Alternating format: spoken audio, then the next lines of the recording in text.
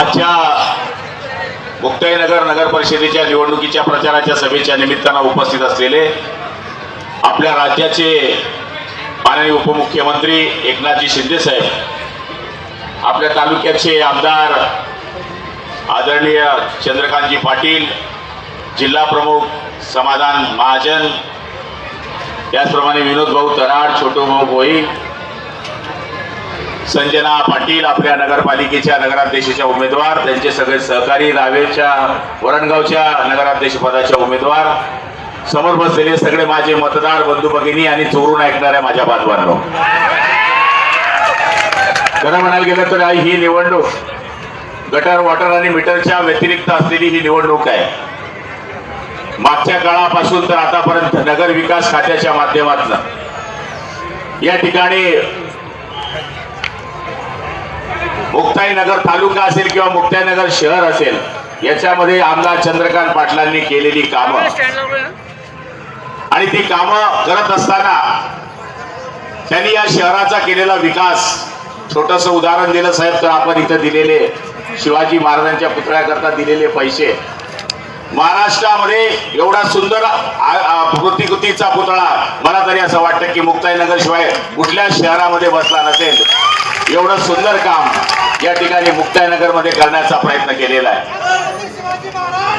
लाडक्या बहिणींचा लाडका भाऊ आज या मुक्ताईनगर मध्ये आलेला आहे. ज्या माणसानं महिलांच्या सक्षमीकरणाकरता या देशामध्ये आणि राज्यामध्ये एक क्रांती घडवली आणि त्याच्याच आधारावर बिहार सुद्धा निवडणूक समोरची पार्टी जिंकून आली. याचं कारण मूळ की या ठिकाणी आपलं पॅटर्न हे महाराष्ट्राचं पॅटर्न बिहारमध्ये सुद्धा वापरलं गेलं.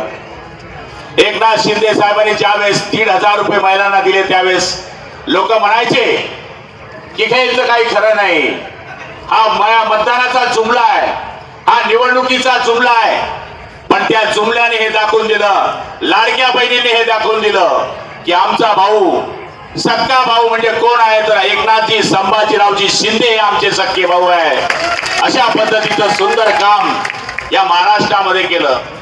मुलींचं शिक्षण मोफत करण्याचं काम केलं, महिलांना अर्ध तिकीट देण्याचं काम केलं, 1 रुपयामध्ये पीक विमा देण्याचं काम केलं, कोतवालाचा पगार वाढवला, पोलीस वाटेलाचा पगार वाढवला, ग्राम रोजगाराचा पगार वाढवला, आशा पगार वाढवला, गटप्रवर्तकाचा पगार वाढवला, सेविकेचा पगार वाढवला. किती निर्णय मी आपल्याला सांगू की महाराष्ट्राच्या हिताचे आदरणीय शिंदे साहेबांनी या ठिकाणी घेतले. नगरपालिका ही आपल्या ताब्यात पाहिजे आहे, कारण की नगर विकास खातं हे आदरणीय शिंदे साहेबांकडे आहे. मी आपल्या जिल्ह्याचा पालकमंत्री आहे आणि इथले आमदार हे चंद्रकांत पाटील आहे. एकाच विचाराचं शरीर असलं तर ते प्रगती करू शकतं.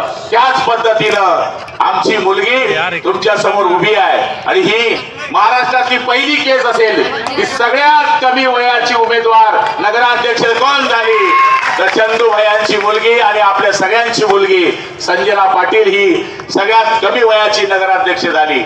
मला तरी असं वाटतं की या निवडणुकीच्या प्रचाराच्या सभेमध्ये चौपेरेला मी रिपोर्ट घेतो आहे, केंद्रीय मंत्री आमच्या विरुद्ध या ठिकाणी आहे. केंद्रीय मंत्र्यांनी या ठिकाणी हट्ट पकडला. आम्ही तर युतीचा सुद्धा प्रस्ताव त्यांच्याकडे दिला होता, पण ते म्हणले आम्ही युतीमध्ये लढणार नाही. आणि आज केंद्रीय मंत्री आमच्या चंदू भैयाशी लढताय, पण हा काही साधा पट्टा नाही आहे. हवाओं को निगलना चाहते हैं, हद से भी गुजरना चाहते हैं. हवाओं को निगलना चाहते हैं, हद से भी गुजरना चाहते हैं. किनारों की हिम्मत तो देखिए, समंदर को निगलना चाहते हैं. आज सगळे हिंदू मुसलमान बांधव आज चंदू भैयांच्या मागे या ठिकाणी उभे आहे. आणि भैया याचं मूळ कारण आपल्याला 2.5 वर्षामध्ये दिलेली ताकद. अर्जुनाच्या हातात धनुष्यबाण होता, तोच धनुष्यबाण घेऊन संजना मैदानामध्ये उतरली आहे. आपल्या सगळ्यांचे आशीर्वाद असले भाई आपल्याला सांगायला आनंद वाटेल, इथे जवळपास 90% मुस्लिम हे चंदू भैयाच्या मागे आहेत. अशी परिस्थिती आज या ठिकाणी आहे. हरा है अल्लाह का, भगवा है भगवान का, सफेद है ईसाई का, उसमें बना है तिरंगा हिंदुस्तान का. आणि त्याच पद्धतीनं येणाऱ्या काळामध्ये येणाऱ्या 2 तारखेला धनुष्यबाण याच्या बटन दाबून प्रचंड मतांनी विजयी करा. आता पार्ट्या चालतील, काय काय नाही चालणार, खा त्यांचं बटन पण दाबला आपलं बटन, हीच विनंती करण्यासाठी मी आलोय. 55 तारखेला प्रचंड मताने संजना आणि त्यांच्या सगळ्या उमेदवारांना निवडून द्या हीच विनंती करतो आणि माझे 2 शब्द संपवतो. जय हिंद, जय महाराष्ट्र.